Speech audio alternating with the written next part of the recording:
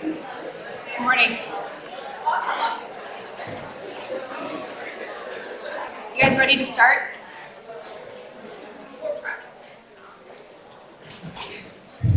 All right, can everybody hear me? Yeah. How you guys doing? You survived the exam? Barely? No? I think you guys did good. All right, so today we're going to talk about pharmacology of local anesthetics. I'd like to say that every single aspect of anesthesia is exciting, but unfortunately pharmacology of local anesthetics is, while it's interesting, maybe it's not the most dynamic topic ever. So a few things to start off with. There are narrative notes for this on Carmen. Have any of you used those notes? Do you find them helpful? Or are you just using slide notes? Some of you are using them, some of you not. Okay. The other thing is about today's lecture. We're going to go through this lecture, and we're also going to start on the local anesthetic techniques lecture that we're going to finish up on Thursday. So first of all, our overall learning goals are for you to have a general understanding of the clinical pharmacology of local anesthetic drugs and their side effects and toxicities. And also to have a general understanding of the differences in these drugs that are commonly used in veterinary medicine. And there are 4 basic local anesthetic drugs that we use a lot. We use lidocaine, bupivacaine, mepivacaine, and ropivacaine. Specifically, I want you to know how local anesthetic drugs cause blockade of nerves, the factors that influence their activity, how to classify nerves and which nerves are affected by these drugs. What are some different additives that we use in addition to the local anesthetics that change how they work? What are the allergic reactions and the toxicities that you can see? And the different classifications of the drug and difference in onset and duration. So we use local anesthetics in a number of different ways. We inject them subcutaneously to desensitize pain receptors. We inject them into areas that are near nerves. We also inject them into the epidural and subarachnoid spaces. We can inject them into joints. Most commonly this is done in large animal species, but you can do them in small. We can spray them on mucous membranes to have an effect, and we can also apply them to intact skin, although there is limited absorption through this method. The biggest thing to remember about these drugs is that they stabilize membranes. And so that's going to be something that you should know. And how they do that is through their effects on sodium channels. So the resting membrane potential of most nerve cells is between -60 and 90 millivolts. Nerve cells at rest are more permeable to potassium ions, and the concentration of potassium is usually about 30 times greater inside the cell than outside the cell. But when the nerve is active, it's sodium channels that are triggered, and the sodium permeability increases, so the membrane potential becomes less negative. And so while we normally worry a lot about potassium in cells, when we talk about nerves and the activity of nerves, we're talking about sodium channels and sodium ions. If the membrane potential increases enough, you'll get additional sodium channels that will open, and you'll have a wave of depolarization that is propagated along the length of the axon. So that's not very exciting. But it's important to remember that when you have a stimulus, the sodium channels open, sodium enters the cell and changes the membrane potential, and then it allows a stimulus to travel along the axon, and then you have an effect on your nerve. When you have a patient where you've given a local anesthetic, it blocks those sodium channels, and it limits the amount of sodium that's going to enter into the cell because their sodium channels aren't going to be open. And so depending on how much sodium and how much local anesthetic you administer, you are going to see differences in effect, and some of that's going to depend on what kind of nerves you're talking about and what drugs you've given and at what dose. And so when you apply a local anesthetic and are trying to limit, say, motor function, if you give enough local anesthetic, you're going to block those channels and you're not going to be able to move your arm. The uptake and process of blockade are dependent on a couple of different factors. Local anesthetics are usually injected near the site of where you want them to work, and they have to diffuse to the nerve cells or the nociceptors. So you can't actually inject them right into a nerve. You have to inject them near the nerve. They have to cross the cell membranes, so they'll bind to the sodium channels, and they stabilize the membranes like you saw in that graphic.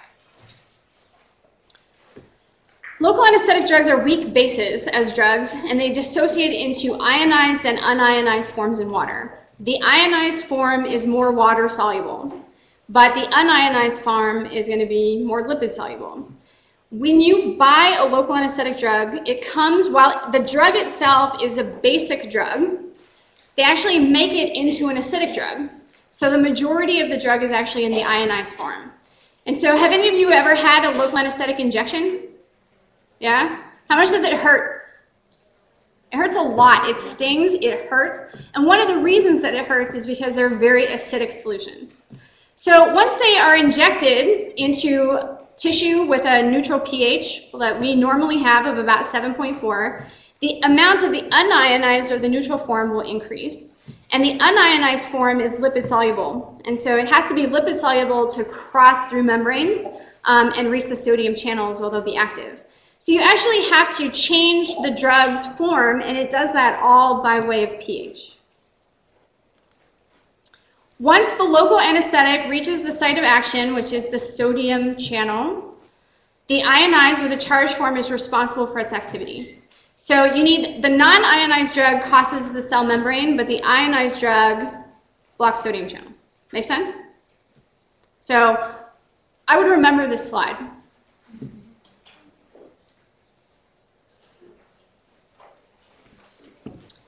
The ratio of ionized to unionized form depends on the pKa of the drug and the pH of the environment. And so when you have changes in those things, it's going to change how these drugs work. The pKa determines the degree of ionization and the onset of action. So as the pKa of the local anesthetic increases, you have less free diffusible drug at a normal tissue pH, and it delays the onset of action. So that makes sense. For example, the pKa of bupivacaine is higher than that of lidocaine. And so it takes longer for bupivacaine to have an effect on your nerves.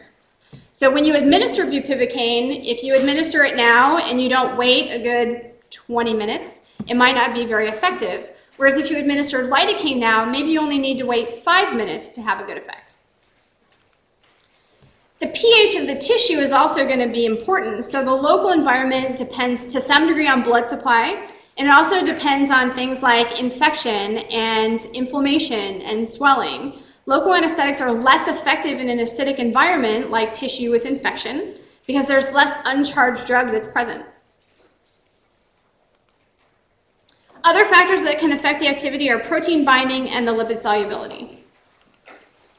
So as the protein binding of the drug goes up, the duration of the anesthetic effect is prolonged.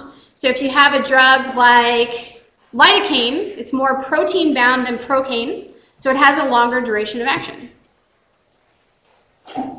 So that means protein binding is going to be responsible for duration, and pKa is going to be responsible for onset. Does that make sense?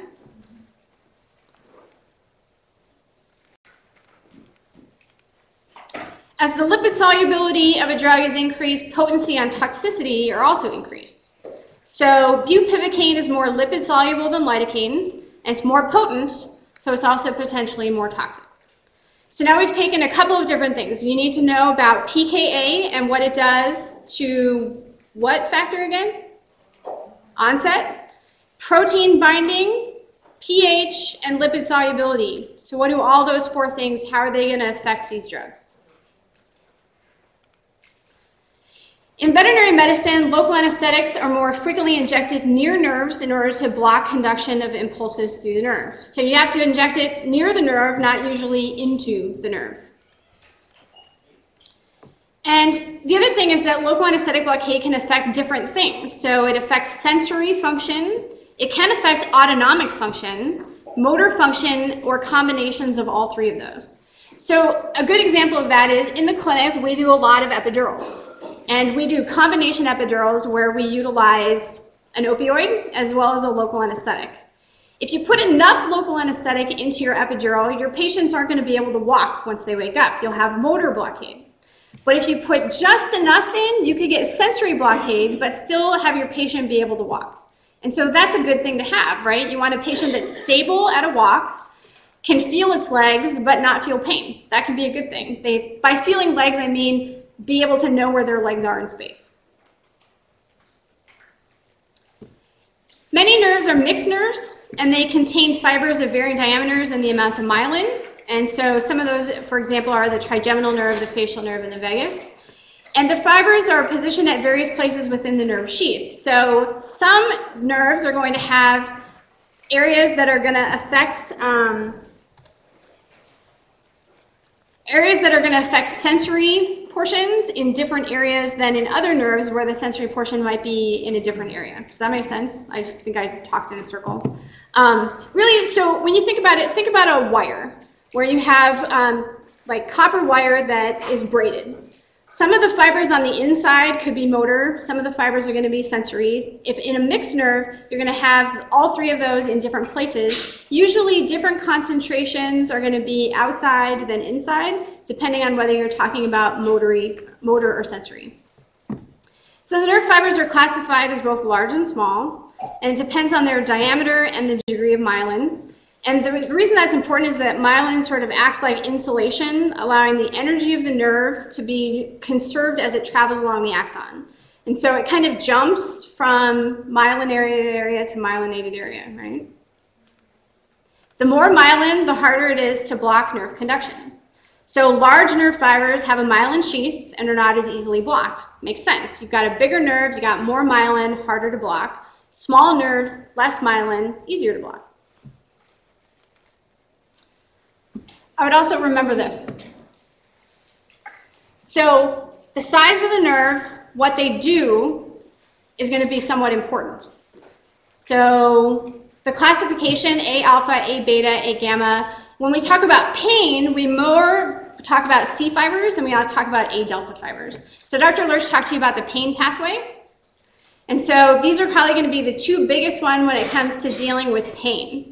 And that's what we worry about more in anesthesia than we do worry about using them to block motor function. And the exact opposite for how well they're blocked or how easily they're blocked. So this is the opposite, right? C fibers are more easily blocked because they're smaller than A alpha fibers.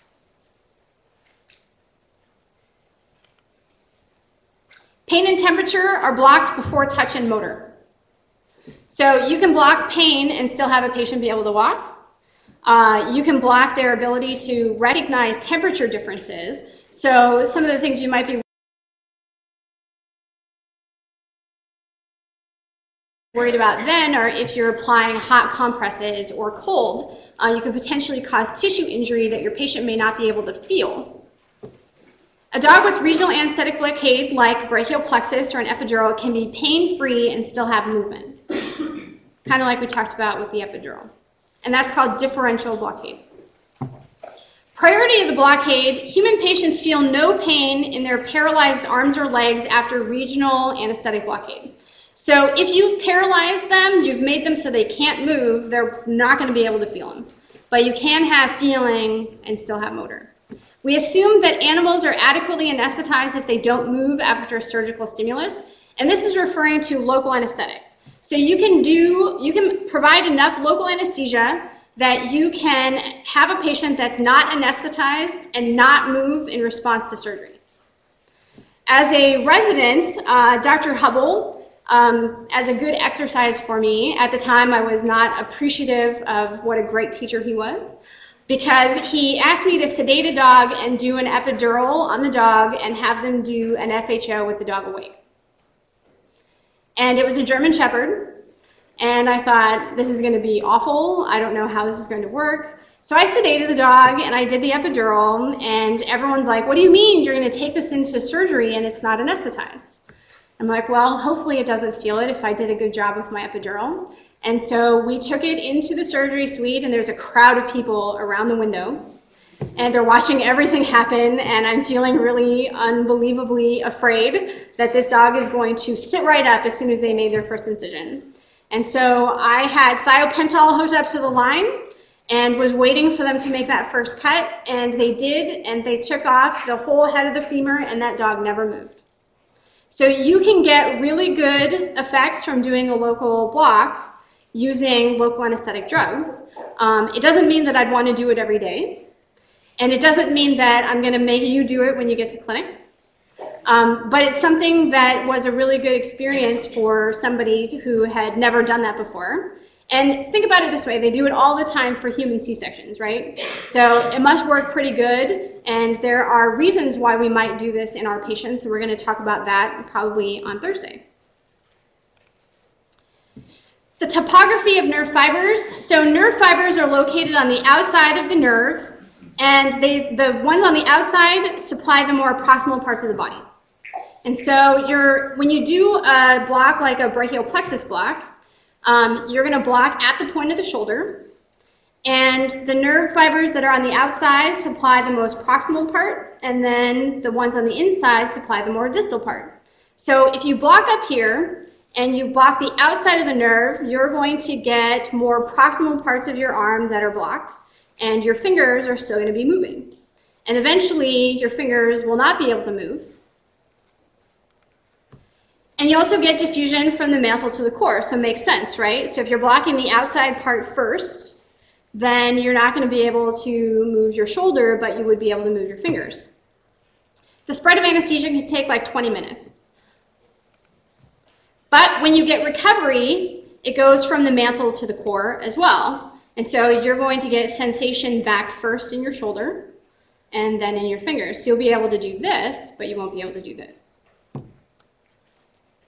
If you have a patient where you've done this kind of block, and if they can move their fingers or their toes or their paws, then they will be fully recovered. So some other factors that influence the activity are the dose. Larger volumes, improved diffusion, speeds up the onset, you're more likely to have a good effect.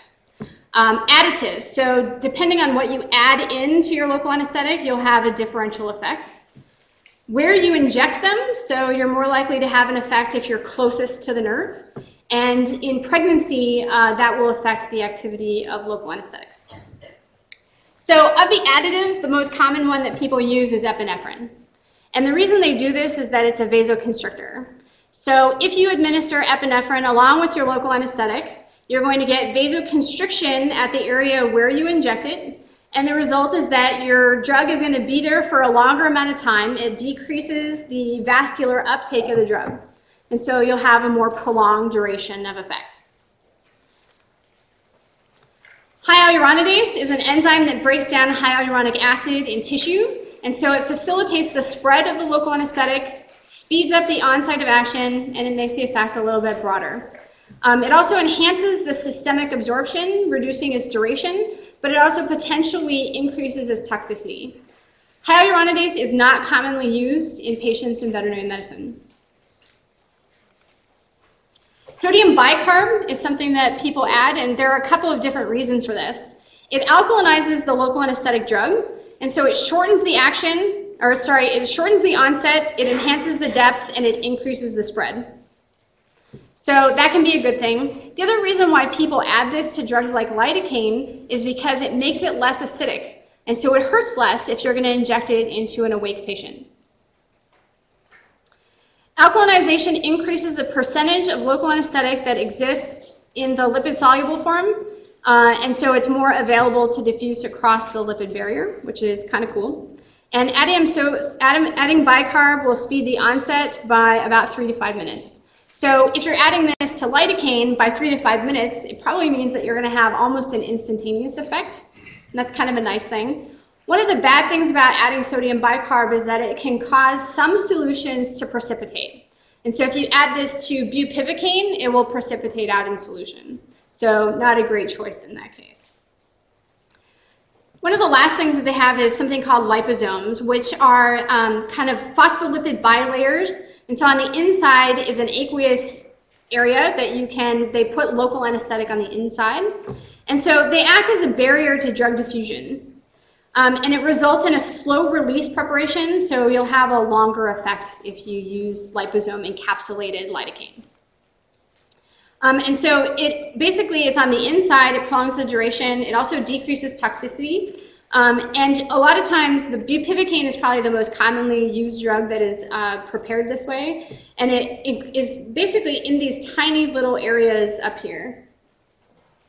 So all these little capsules on the inside is your local anesthetic. So the other things that you should know about the site of action is that it will affect the onset. And so intrathecal administration is the shortest. So if you administer it into the spinal space, where you get spinal fluid back and then you inject a drug, that's going to have the shortest onset. Peripheral nerve blockades take the longest. So if you want to block a radial nerve or an ulnar nerve, sometimes that can take a long time. Pregnancy definitely affects the effect of local anesthetic. The duration of ester-linked local anesthetics, we're going to talk about what that means in a second. And the reason for this is that you have decreased activity of the metabolic pathway that gets rid of these drugs. The spread and depth of an epidural is also going to change, and the reason for that has to do with engorgement of blood vessels that are in the epidural space. And so it sort of changes the amount of drug you need to use in order to get the same effect.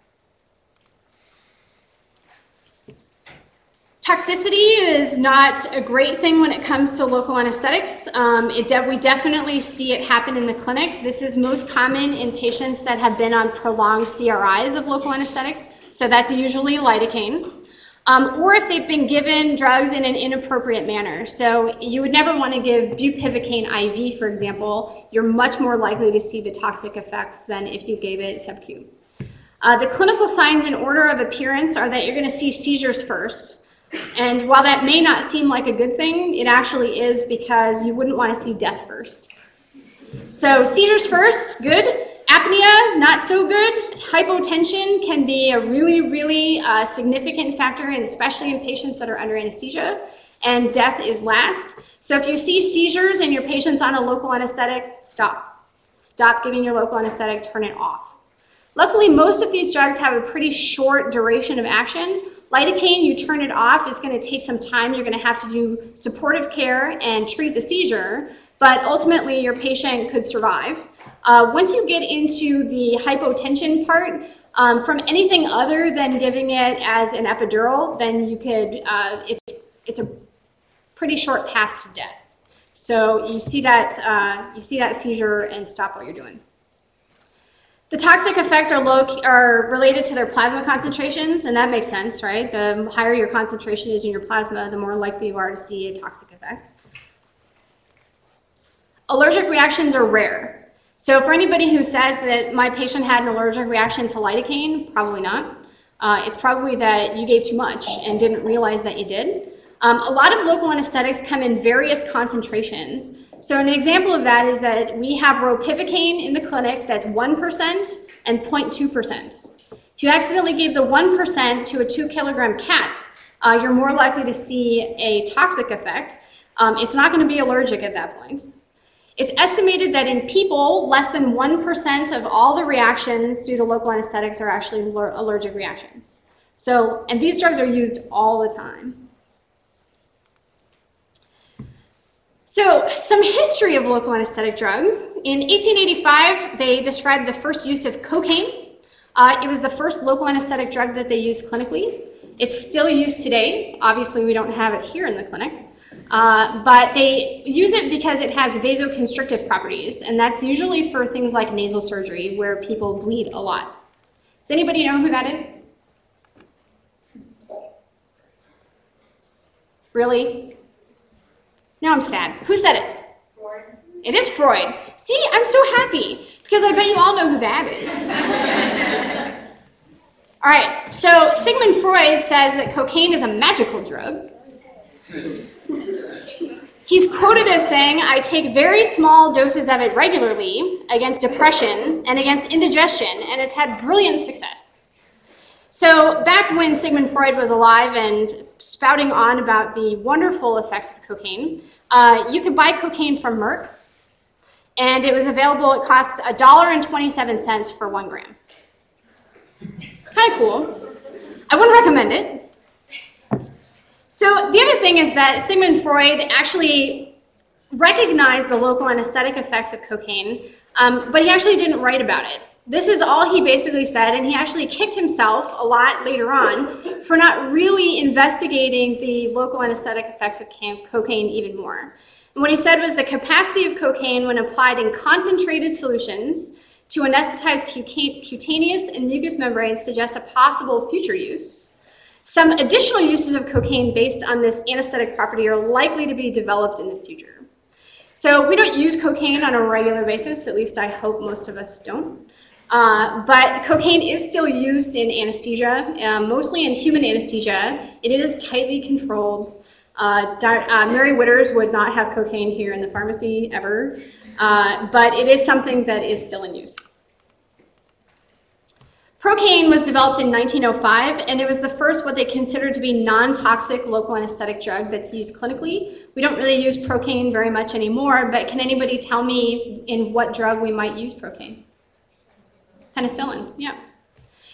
Lidocaine was actually discovered or used clinically in 1943, and the reason why is because it produced a more rapid, intense, and longer-lasting conduction blockade than you got with procaine.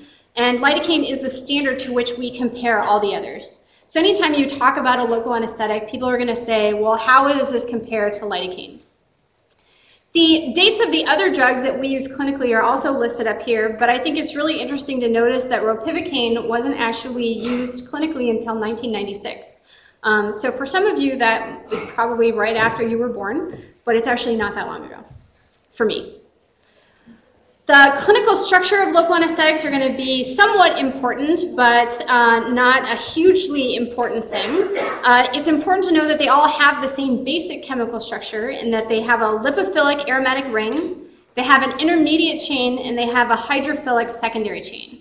And so that intermediate chain can either have an ester or an amide linkage. I know you thought that chemistry was something you didn't have to think about for a while, but it comes back to haunt you in anesthesia. And that ester and amide linkage is how we tell the difference between certain local anesthetics. So the ester-linked local anesthetics are up here on the left, and the amide-linked are on the right. And the way that you can tell the difference just by looking at their name is if there are two I's in the name, it's an amide-linked local anesthetic.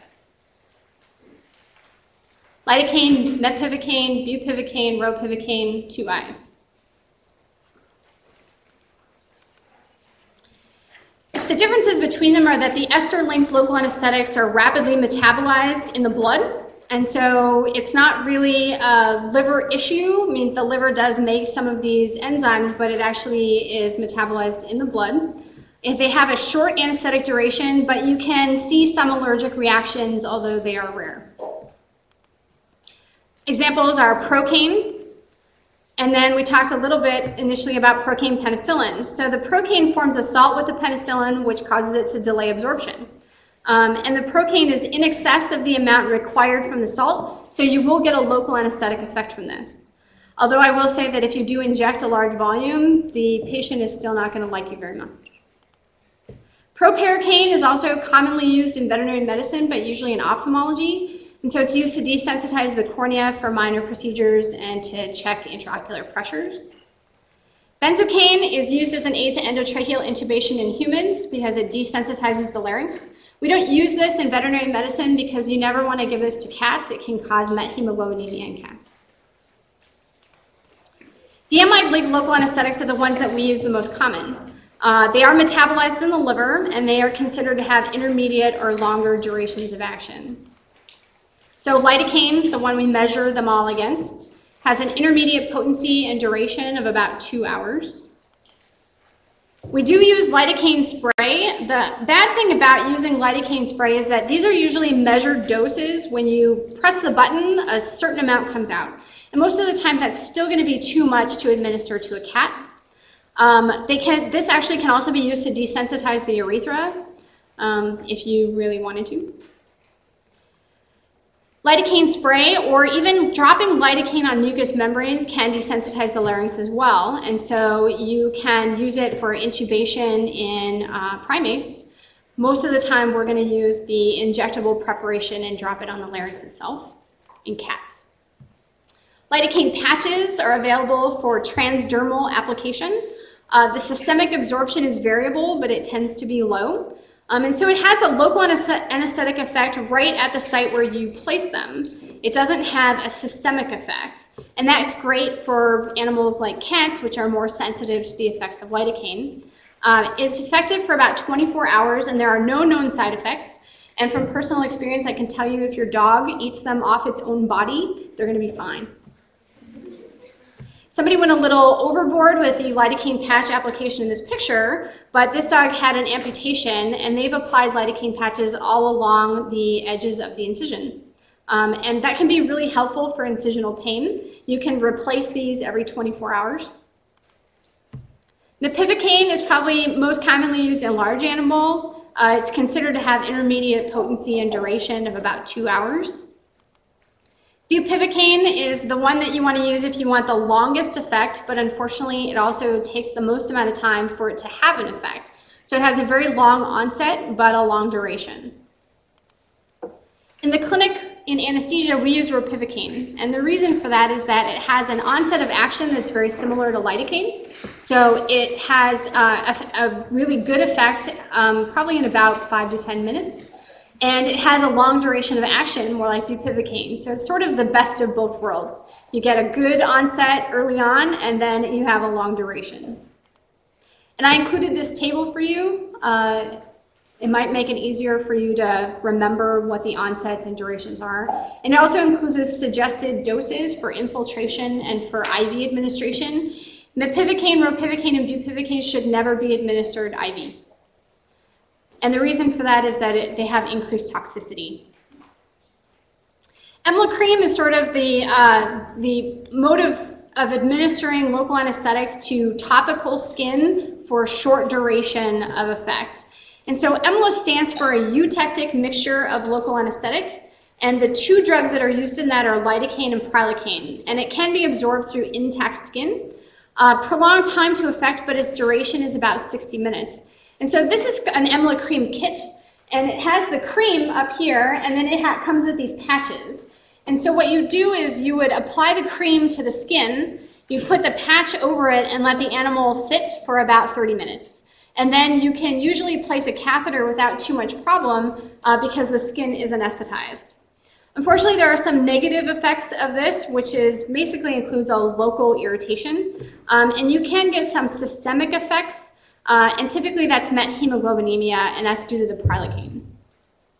So not a great option in cats, but great for uncooperative dogs.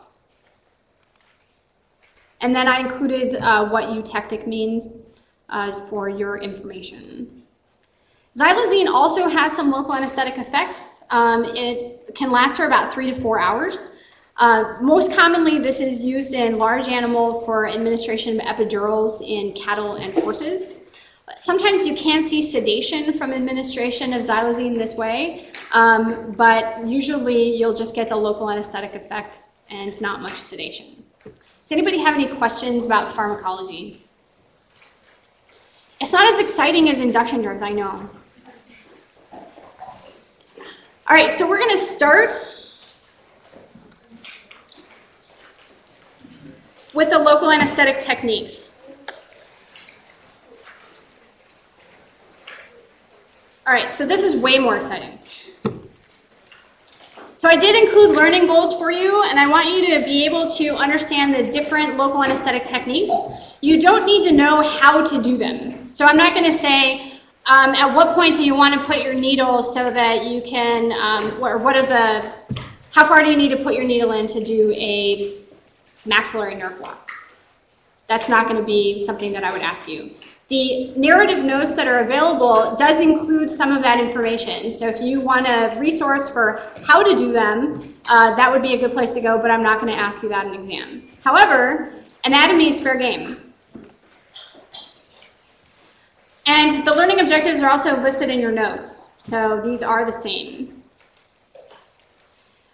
So why do we use local anesthetic techniques? Well, mostly we use them for diminishing pain. We use them because we want to decrease the need for systemic analgesics and sedatives.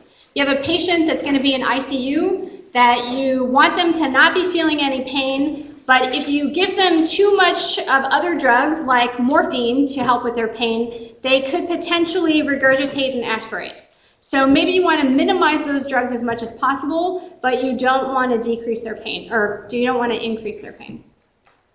Local and regional analgesic techniques prevent or abolish pain. So you can use them for the pain aspect. You can prevent windup in patients if you give them preoperatively or intraoperatively. You can administer them postoperatively and have a pretty good effect from the windup perspective as well. Local anesthetic techniques and drugs must be tailored to the patient in order to maximize the beneficial effects. So one anesthetic technique isn't going to work for all patients.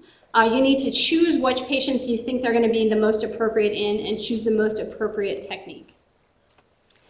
So what is important to know about local and regional techniques? You need to know the anatomy, and you need to know what the complications are.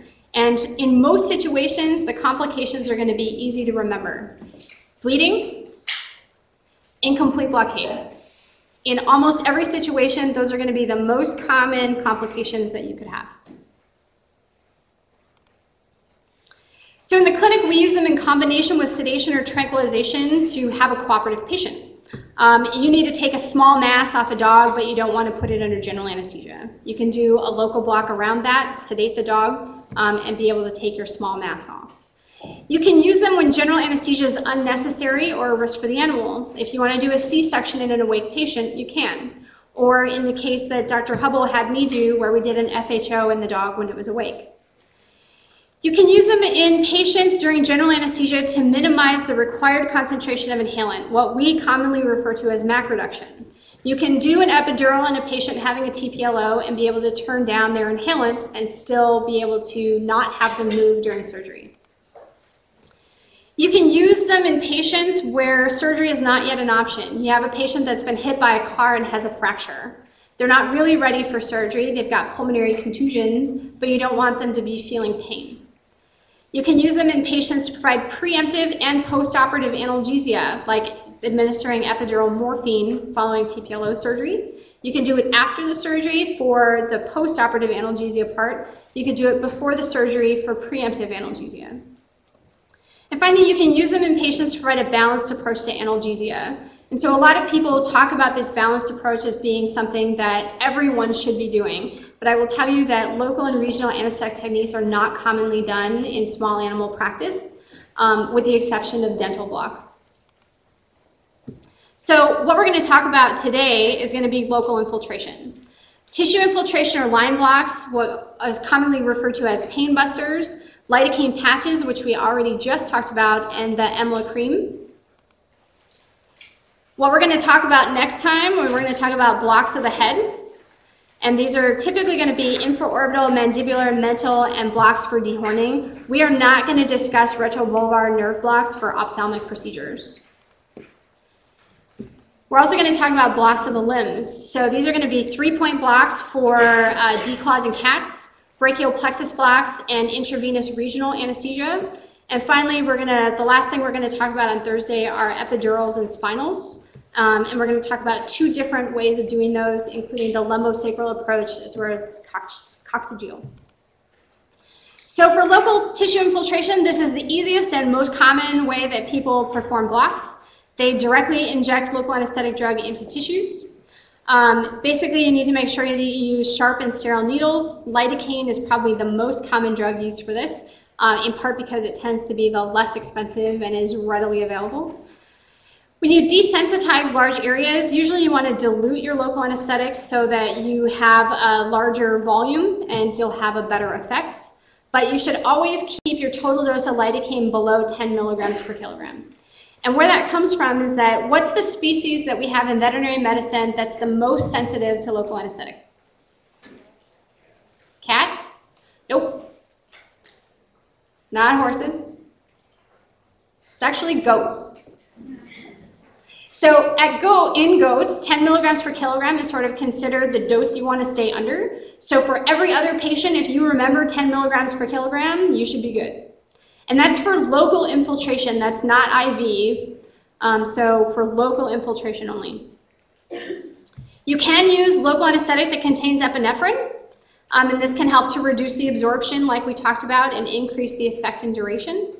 To result in the decreased uptake, but you should not administer epinephrine-containing tissues into end artery areas like ears and tails. And the reason for this is that you can end up with necrosis of those areas. You'll have so much vasoconstriction, you won't have any blood flow going to them, and they'll become necrotic, and then you'll have to do surgery and take them off. You have to avoid intravascular injections during tissue infiltration. And the way that you do that is when you insert your needle, you always want to aspirate back to make sure you're not in a vessel and before you inject.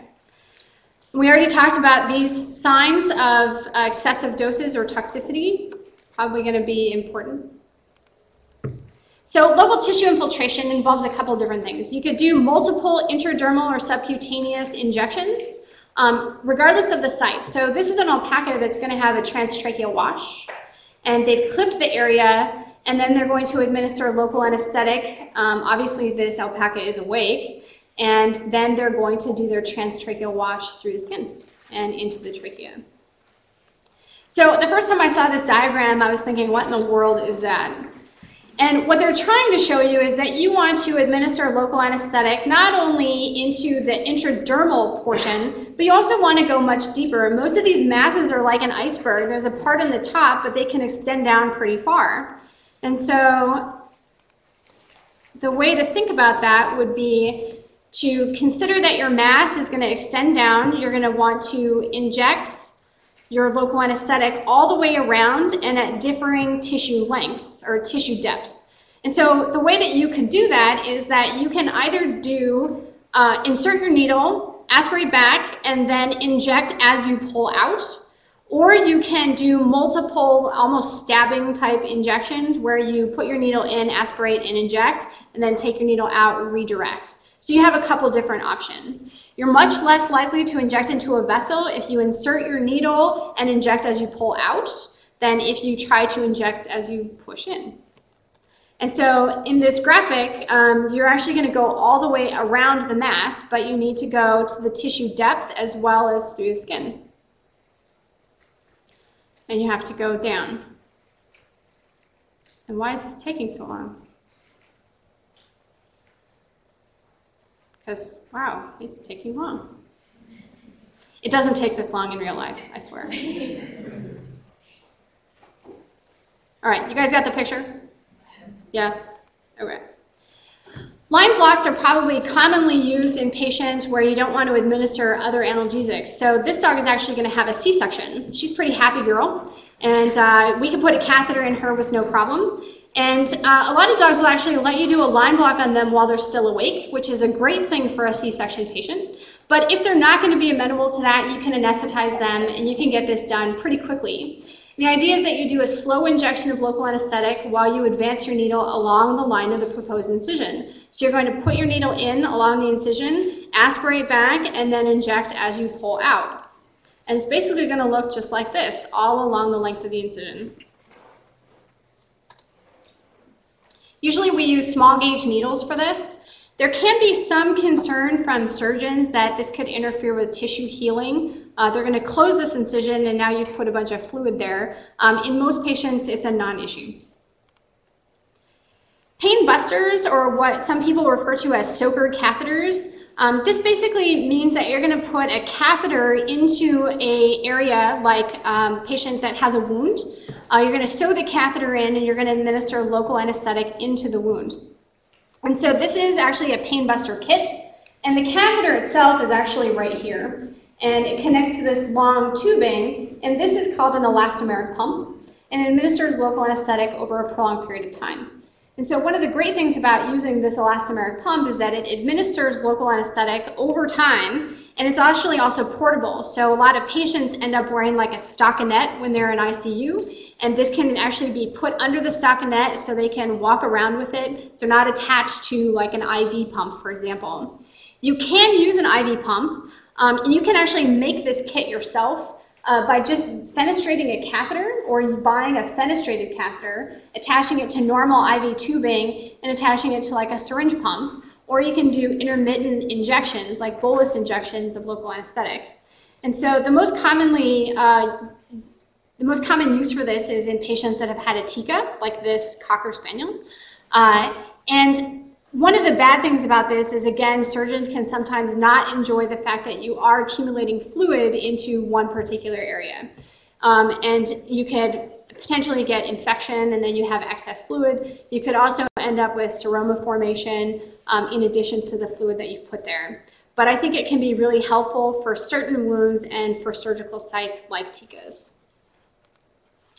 Topical local anesthetics we already talked about, but just remember that lidocaine patches and EMLA cream are two other options that you have.